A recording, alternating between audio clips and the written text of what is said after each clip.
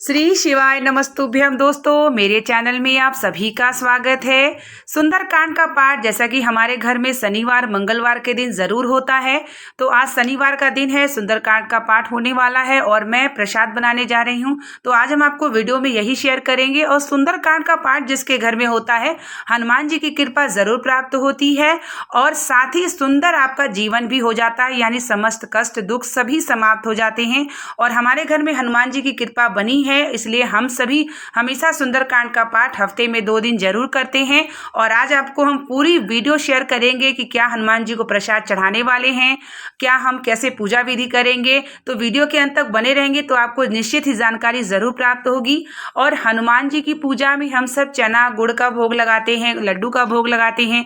तो यहाँ आज मैं जो है बेसन का हलवा, यानी बेसन की बनी हुई चीज़ हनुमान जी को प्रिय लगती है, तो मैं यहाँ पे बेसन का हलवा बना रही, जो कि मैं आपको वीडियो में शेयर भी कर रही हूँ। तो आज मैं आपको पूरी वीडियो शेयर करूंगी कि मैं कैसे सुंदरकांड का पाठ करती हूँ।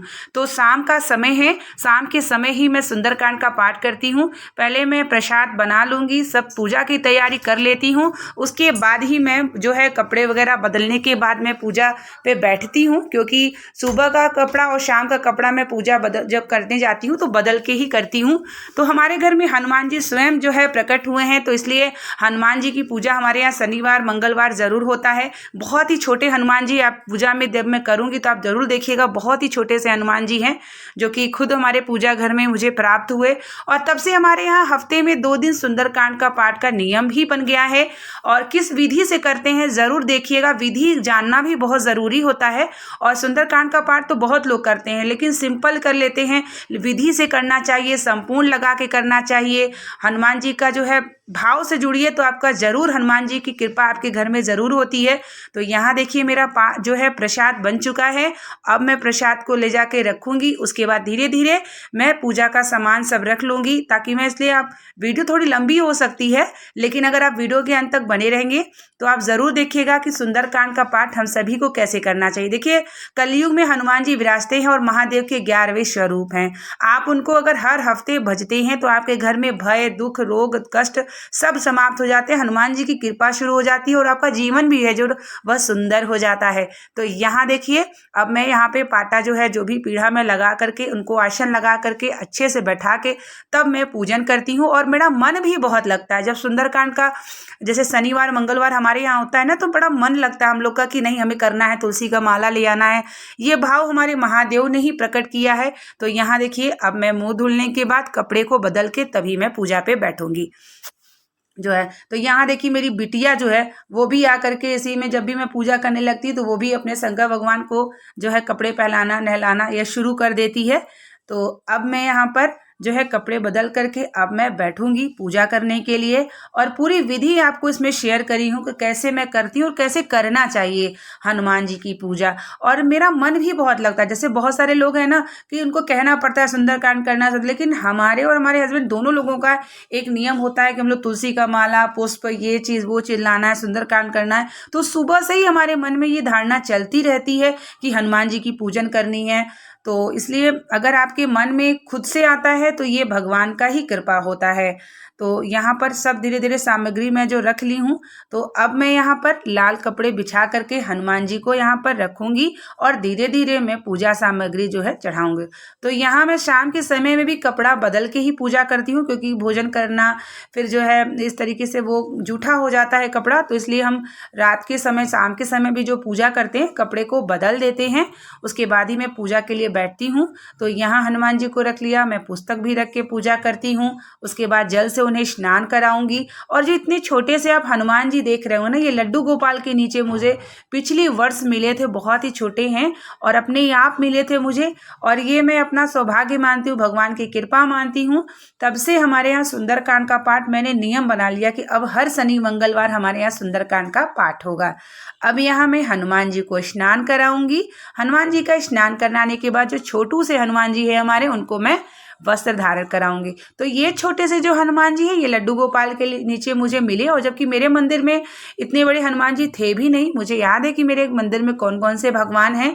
तो जब से ये प्राप्त हुए तब से मेरी भक्ति हनुमान जी के प्रति और भी बढ़ गई, और जो भी दुख है, संकट है, हनुमान जी को पिता रूप में मान के मैं उनसे अपनी विनती प्रार्थना करती हूँ। और मेरे महादेव के 11वें स्वरूप हनुमान जी हैं। तो हनुमान जी की भक्ति कलयुग में सबके घर में होनी चाहिए, और सबके घर में हनुमान चालीसा का पाठ, सुंदरकांड का पाठ जरूर होना चाहिए। तो अब यहाँ देखिए मैं हनुमान जी को श्रृंगार कर चुकी हूँ, जनेऊ वगैरह जो भी था धारण कर दी हूँ। अब उनको मैं जो है सिंदूर समर्पित करूंगी। बहुत सारे लोगों का कहना होता है क्या महिलाएं सुंदरकांड का पाठ कर सकती हैं, पूजन कर सकती हैं? तो बिल्कुल कर सकती हैं। हनुमान जी की पूजा सभी कर सकते हैं, ऐसा कोई मतभेद नहीं है कि किसी और पुरुष ही करें महिलाएं ना करें, कर सकती हैं।